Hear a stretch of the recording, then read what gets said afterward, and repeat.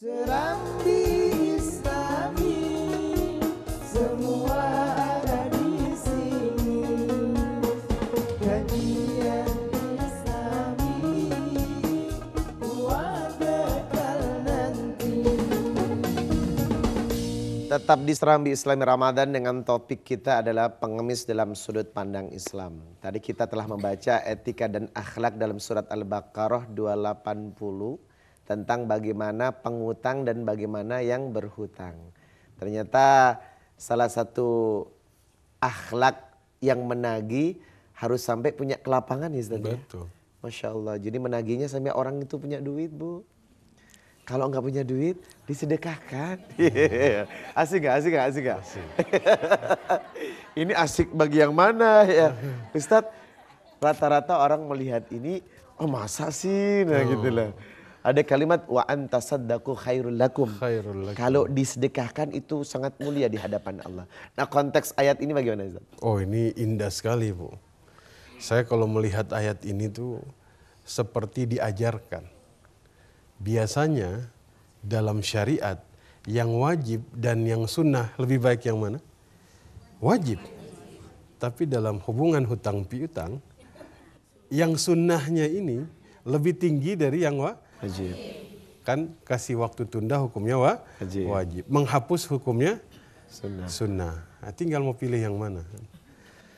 Tapi lagi-lagi karena kita berbicara tentang konteks keluasan dan kesempitan ya dua-duanya dikasih peran. Ya, peran yang punya banyak uang tadi Ustadz bilang sudah. Anda mau bayar sekarang, antum sudah punya uang belum? Udahlah nanti aja. Datang lagi. Mau bayar, antum sudah punya uang? Ada sih, cuman dikit. Ya udahlah, nah hapusin. Allah. Masya Allah. Allah hapuskan dosa-dosanya. Subhanallah. Amin ya rabbal alamin. Luar biasa Bu, ya mau nggak jadi begitu Bu? Mau. Pasti banyak orang yang berutang ke rumah Ibu ya. Dihapus. Masya Allah. Baik Ustadz, Baik. konteks kita akan berbicara tentang yang biasa menerima rezeki atau pengemis ya. Pengemis. Ini bulan Ramadan biasanya marah ya Bu ya. Banyak. Seolah-olah pengemis itu lagi high season. Rame-ramenya tuh di mana-mana lagi ya. high season ya. Iya. Nah Ustadz, bagaimana Islam memandang? Kita tahu kalau ternyata rezeki dilapangkan ada yang disempitkan. Dan di satu sisi ada orang yang mengemis atau meminta. Minta-minta, baik. Jadi memang ini fenomena bulan Ramadan. Saya dapat istilah baru nih dari Ustadz nih.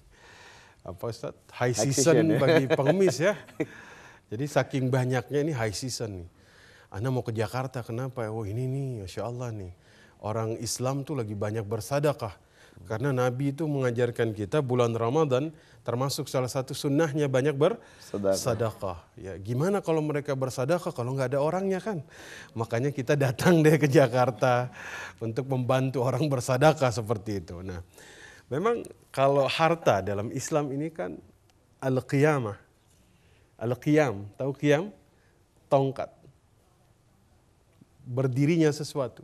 Jadi kalau ini tidak berdiri maka dia tidak bisa berdiri dengan baik dan benar. Kalau dia tidak punya harta dia tidak punya tonggak untuk membantunya berdiri. Makanya disebut fakir. Orang yang patah tulang belakangnya sehingga tidak bisa bekerja. Sehingga dia wajib dapat zakat. Cuman yang terjadi banyak orang yang pura-pura patah tulang belakangnya. Iya kan? Pengemis zaman sekarang Bu. Di lampu merah. Habis ngemis minumnya minuman energi Ustaz. Airnya air dingin. Habis itu update status. Alhamdulillah banyak rezeki hari ini. Iya kan? Maka ini jadi masalah ketika seseorang membuat kemiskinan ini jadi profesi. Ini berbahaya. Dalam Islam itu berbahaya. Maka kita lihat sebab pertama orang itu misalnya dia menjadi seorang pengemis, sebab pertama itu ya kita tahu sebab ekonomi. Ya, sebab yang syar'i yang tadi saya sebut. Ya, apa itu? Dia patah tulang belakangnya, tidak bisa berdiri dengan baik dan benar, nggak bisa bekerja sehingga dia minta. Itu pun harus dalam fikih dia harus ada yang bersaksi bahwa dia orang miskin. Oh Masya Allah. Tapi yang terjadi kan ada orang peminta-minta di Jadi harus Jakarta. ada saksi Ustaz ya? Iya, kalau dalam nanti kita akan masuk sampai ke pembahasan itu bahwa ada 2 orang yang bersaksi tentang miskinnya dia. Yang terjadi kan minta-minta jadi pengemis di Jakarta, tapi rumahnya di Pondok kampung, Indah. mewah, tingkat 2, pakai parabola ya. Nah, jadi yang pertama, orang minta-minta karena dia memang betul-betul tidak mampu. Secara fisik dia tidak mampu. Kemudian yang kedua ya faktor ekonomi. Ya, faktor ketiga musibah. Ada musibah menimpa dia sehingga kemudian menjadikan dia untuk minta. Kemudian orang yang betul-betul membutuhkan bantuan itu ada. Tapi kenyataannya yang terjadi Ustadz di Indonesia ini yang minta-minta ini, apakah memang dia kena musibah? Belum tentu. Apakah dia tidak bisa kerja? Enggak, kan kadang-kadang suka kakinya suka ditekuk ya. Ya kalau kayak ini kayak beliau ini bisa ditekuk ini. Kalau Ana sama Ustadz Rizal nggak bisa ditekuk ya Ustadz ya. Kalau Ana nggak bisa, gemuk, jadi memang nggak bisa jadi pengemis. Ya. Karena saya niatnya bukan ingin jadi yang bersadaqah.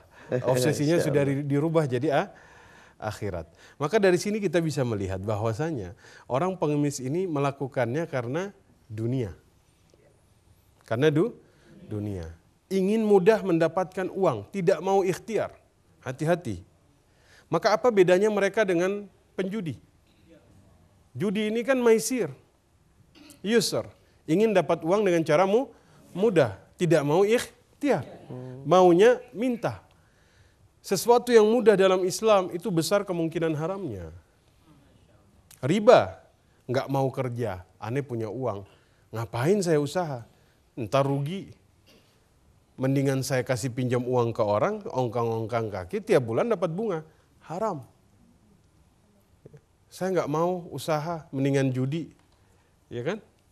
Tiba-tiba untung menang, haram. Nah sekarang nggak mau kerja, maunya minta. Konteksnya haram? Konteksnya tidak masuk sampai ke haram, tapi dia melakukan sebuah perbuatan yang secara merendahkan muruah dia, ya. Kemudian di situ dia menjadikan dirinya sebagai seseorang yang minta, tapi dia sebenarnya bukan di posisi itu. Masuk tadlis bisa, penipuan kan, pura-pura kakinya buntung, pura-pura buta, ya. Tapi kalau pura-pura buta, yang lucunya bisa bedain yang merah sama yang biru, iya kan? Kalau buta misalnya antum kasih. Coba kasih yang 1000-an sama kasih yang 100.000. Kencengan mana dia? Terima kasihnya kenceng mana? Doanya didoain, panjang doanya itu kan. Maka kemudian banyak sekali pengemis gadungan yang ada, bahkan ini sudah jadi satu kelompok yang dikoordinir, Ustaz. Sudah dikoordinir secara masif. Nanti antum tugasnya di sini, antum tugasnya di sini. Bahkan saya itu pernah ada mahasiswa yang melakukan perhitungan. Ustadz nih, coba kita hitung. Dalam satu lampu merah, ya kan? Ini kalau ada pengemis yang nonton, bencinya dia sama saya luar biasa. Satu lampu merah berapa menit? 10 menit. Minimal kan? 10 menit kelamaan kayaknya. 2-3 menit. Ya kan? 1 jam ada berapa lampu merah? Banyak.